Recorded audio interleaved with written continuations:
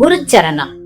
இந்த உலக மக்கள் இதை பார்த்துட்டு இருக்க என்னுடைய அருமையான அறிவான குழந்தைகள், நான் அப்படிதான் சொல்வேன். ஏன்னா இந்த ப்ரோக்ராம் பார்க்கறதுக்கு கொஞ்சம் என்ன வேணும், ஒரு இன்ட்ரெஸ்ட் வேணும் இல்ல? அது மாதிரி அது மட்டுமில்ல, என்னோட கலந்த என் ஆளாவில் கலந்த என் ஆத்ம குழந்தைகள், வேக்கி குழந்தைகள், அவங்க எல்லா பணவளம் மனவளம் எல்லாம் பெற்று பிரமாதமா வாழணும்னு நம்ம வேண்டிக்கிறேன்.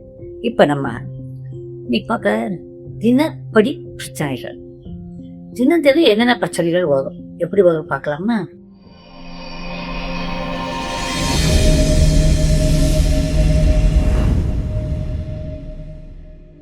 ஒரு எக்ஸாம்பிள், முதல்ல ஒரு ஹவுஸ் ஒய்ஃப் எடுத்துக்கலாம். இவங்களுக்கு தினம் என்ன பிரச்சனைங்க நினைக்கிறீங்க? என்ன பிரச்சனை அப்படி கேட்டா, காலையில என்ன டிஃபன் பண்றதுன்னு தெரியலப்பா, மத்தியானம் என்னத்தை பண்ண போறேன் இல்ல, அதுக்கு எப்படி காய்கறி வாங்க போறோம், அடுத்தது ஈவினிங் என்ன பண்றோம், ராத்திரி என்ன பண்றது. இந்த பிரச்சனை பெரும் பிரச்சனை 100% of the houses. I won't say that 99% கூட சொல்ல மாட்டேன், 100% எல்லாத்தையும் காலையில் என்ன பண்றது, மத்தியானம் என்ன பண்றது, சாயந்தரம் என்ன பண்றது, it's a big problem to a lady. ஆமே கரெக்ட். இது ஒண்ணு. அடுத்தது, இந்த பிரச்சனைகள் எல்லாம் இது பிரச்சனைன்னு எடுத்துக்கிட்டீங்கன்னா இதெல்லாம் ஒரு நிகழ்வுகள் வாழ்க்கையில. இத பிரச்சனை நீங்க எடுத்துட்டீங்கன்னா அதுக்கு தீவிரம் காரணம் கிடையாது. அதுக்கு ரியாக்ட் பண்ணிக்க கூடாது. நான் என்ன செய்வேன், ஐயோ நான் காலையில் என்ன பண்ணுவேன், ஏன்னாலும் சொல்லுங்களேன், அதை பார்த்துக்கலாமே அப்படின்னு சொல்றது. நீங்க என்ன பண்றீங்கன்னா, இதுக்கு உடனே ஒரு தீர்வு சொல்லி கொடுக்குறேன். என்னன்னா, ஒரு வாரத்துக்கு என்ன, காலையில மத்தியானம் சாயந்தரம் ரைட் நான் என்ன செய்ய போறேன் எழுதி வச்சிருக்கேன். அதைத்தான் பண்ணணும், மாறி பண்ணக்கூடாது. கொஞ்சம் செகண்ட்களா, காலையில இட்லினா இட்லி தான் இருக்கணும், மறுநாள் உப்புமானா மறுநாள் உப்புமா தான் இருக்கணும். இது எங்க ஹாஸ்டல்ல தான் போடுவோம், யார் மெச்சப்பட்டே உட்காந்து போடுவோம். கொஞ்சா அது மட்டும் இல்லை, ஏன்னா நிறைய போட்டு பாட பண்ண நெசரேஜ் அந்த காலேஜ் மெடிக்கல் காலேஜும் சரி, பிஎஸ்சி படிக்கிறதுக்கும் சரி.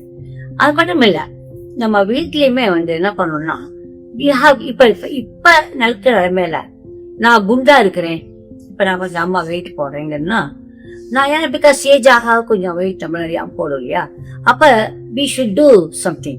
நம்ம நினைச்சு பார்த்தோம், நம்ம என்ன சாப்பிட போறோம், எவ்வளவு சாப்பிடலாம் அப்படிங்கிறத முதல்ல டிட்டர்மின் பண்ணிடணும்.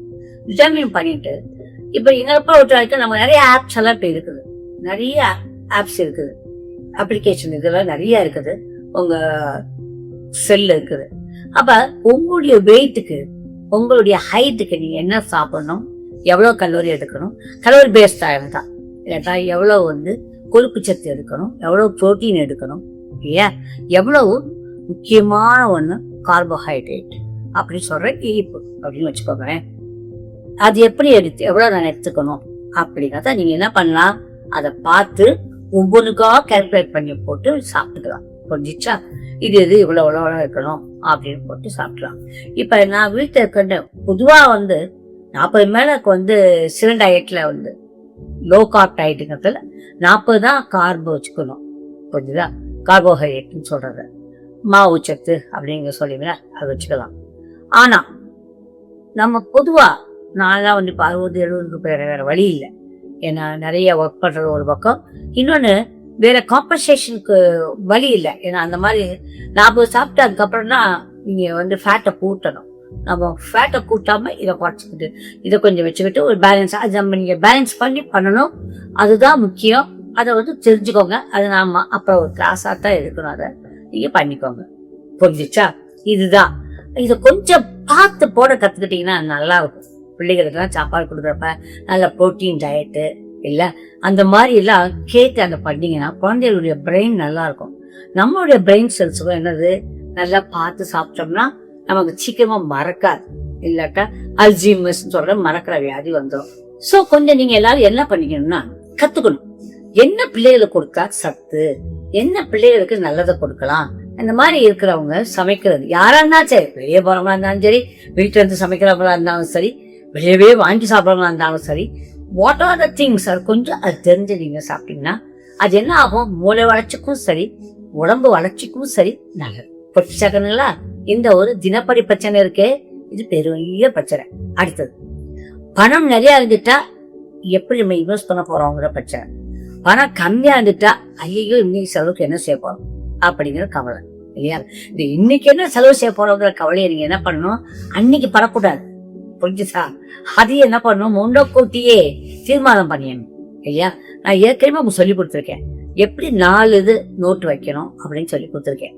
இப்ப ஒரு நீங்க ஒரு 100 ரூபா வச்சிருக்கீங்கன்னா 1 2 3 4 இந்த நான் உங்களுக்கு வச்சு காட்டுறேன். அப்படியே இதுல வச்சு காட்டுறேன் பாருங்க. இப்ப 100 ரூபா நோட்டு, இங்க ஒரு 100 ரூபா நோட்டு, இங்க ஒரு 100 ரூபா நோட்டு, அதுக்கப்புறம் இது 3வது 4வது 100 ரூபா நோட்டு இதை வச்சிருக்கேன்னு வச்சுக்கோங்க. இதை செலவுக்கு எப்படி வச்சுக்கணும் அப்படின்னு சொல்லி கொடுத்துருக்கேன்னா, முதல்ல கீழே இருக்கிற 4வது எடுத்து 3வது வச்சுக்கணும். அதுக்கப்புறம் மேல 2 எடுத்து 1ல வச்சுக்கணும். செலவு செய்யறப்ப இதை முதல்ல எடுத்து செலவு செஞ்சிடணும். அப்புறம்தான் இந்த 2 செலவு செய்யணும். புரிஞ்சிச்சா? இப்ப இதை முதல்ல இது வீணான செலவு பண்ணவே இது குசம் மெத்தட்ல 1. புரிஞ்சிச்சா? அப்ப வீணான செலவு வரவே வராது, நிச்சயமா வராது. இதெல்லாம் நாங்க கண்கூட பார்த்துட்டு உங்களுக்கு சொல்றோம். புரிஞ்சிச்சா கண்ணுங்களா? வீணான செலவு வராம இருக்கிறதுக்கு இட்ஸ் வெரி குட் மெத்தட். சித்தர்கள் சொல்லி கொடுத்த குசம் மெத்தட் இது. சரி, இப்ப நான் என்னங்க, இப்ப நீங்க சொல்லிட்டீங்க உள்ளதுக்கே செலவு காணுமே, இது எப்படி ஆகாது? இந்த பாருங்க, 10 ரூபா வச்சுதான் 10 ரூபாய் நான் பிரிங்க. புரிஞ்சா? 2 பிரிங்க. புரிஞ்சிச்சா? அதுல உங்களுக்கு தெரியும், பாடம் கிடைக்கும். புரிஞ்சுதா? அப்ப நீங்க என்ன இருக்குதோ அதை ஃபுல்லா ஒரு கால்குலேஷன் போட்டுக்கிட்டீங்கன்னா, ஐயோ என் பணம் இல்லையேங்கிற பட்சம் வர வேண்டாம். இன்னைக்கு யார்ட்ட நான் கடன் கேட்பேன் அப்படிங்கிற எண்ணங்கள் இருக்கக்கூடாது. இன்னைக்கு நான் யார்ட்ட கடன் கேட்க போறேன், ஐயோ நான் என்ன பண்ணுவேன், இன்னைக்கு நினைக்காம முன்னாடி கொஞ்சம் யோசிச்சு. அது எப்படிங்க, திடீர்னு ஒரு டெத் வந்துடுது, அப்ப அவங்க திடீர்னு ஒரு ஹாஸ்பிட்டல் போக வேண்டிய வருது, இதுக்கெல்லாம் நாங்க எப்படிங்க பண்ண முடியும் அப்படின்னா, if you determine your self இல்லையா? நான் உங்களுக்கு சொல்லிக் கொடுக்குறேன் காணுங்களா? இந்த ரேக்கி படிச்சவங்க எல்லாம் விவரமா இருப்பாங்க. நான் சொல்றேனே, ரேக்கி படிச்ச எல்லாருக்குமே இந்த விவரத்தை இருக்கும், நல்லாவே இருப்பாங்க, பிச்சாரியா இருப்பாங்க. புரிஞ்சா? ஏன் சொல்றேன்னா, அவங்க கிட்ட பவர் இருக்கு, அந்த பவர் யூஸ் பண்ண கத்துக்கணும். புரிச்சா கண்ணுங்களா? நீங்க பணப்பிரச்சனை படத்துக்கு தான் எவ்வளவு பேசுறேங்க, அதை ஒன்ன பண்ணாலும் நடக்குது. யார் இல்லைன்னு சொல்ல முடியாது, நீங்க இல்லைன்னு சொல்லவே முடியாது. ஏன்னா because I tried everything, I got it. இல்ல நீங்க சொல்ல முடியாது, அது மாதிரிதான். புரிஞ்சிச்சா? எப்படியோ வந்துடும். ஒரு அம்மா சொன்னாங்க, விழுமா ஒரு லாட்டரியில, அதுதான் எனக்கு லோட்டம் என்னமோ சொல்றாங்க, அந்த மாதிரி தெரியல, அவங்க இங்கிலாந்துல அதுல கிடைச்ச அவங்க வீடே வாங்கிட்டாங்களாம் ஒரே நாள்ல. அந்த மாதிரி சரி. இப்ப அந்த மாதிரி பிரச்சனைகள், அந்த பிரச்சனை ஒண்ணு படப்பட்சம் வந்துருச்சு, ஒண்ணு என்ன பண்ண போறவங்க பிரச்சனை. அடுத்து பள்ளிக்கூடத்து பசங்க, இவங்க வீட்டு பாடம் படிப்பாங்களா, படிக்க மாட்டாங்களா இல்லையா? இவங்க படிக்காம இருக்காங்களே, விளையாடிட்டே இருக்காங்களே, டிவி பார்த்துட்டே இருக்காங்களே, இது எல்லாத்துக்கும் நான் பதிவுகள் போட்டு இருக்கின்றேன். டிவியே பார்த்துக்கிட்டு இருக்க பசங்க இல்லையா, இது எல்லாத்துக்கும் நான் பதிவுகள் போட்டிருக்கேன். அந்த பதிவுகளை பாருங்க, பார்த்து அது பிரகாரம் பண்ணுங்க. பண்ணினா சத்திய பிரமாணமா நடக்கும். சரிதானா? சரி. இந்த பிரச்சனைகளுக்கு நான் உங்களுக்கு ஒரு பாஸ்ட் சொல்றேன். செரட்டோ எல்ம் ஸ்டிராட்டஸ் இதை நீங்க வச்சுக்கிட்டீங்கன்னா, இது எப்பவுமே என்ன பண்ணணும், இந்த தினப்படி பிரச்சனைகளை கொஞ்சம் சரி பண்ணிக்கணும். புரிஞ்சிச்சா? இது கேட்டீங்கன்னா உங்களுக்கு எல்லாமே அழைச்சில கிடைச்சோம். அப்புறம் இந்த மாதிரி கிளஸ்டர்ஸ், இந்த மாதிரி கிளஸ்டர்ஸ் ரொம்ப பை கிளஸ்டர் என்னது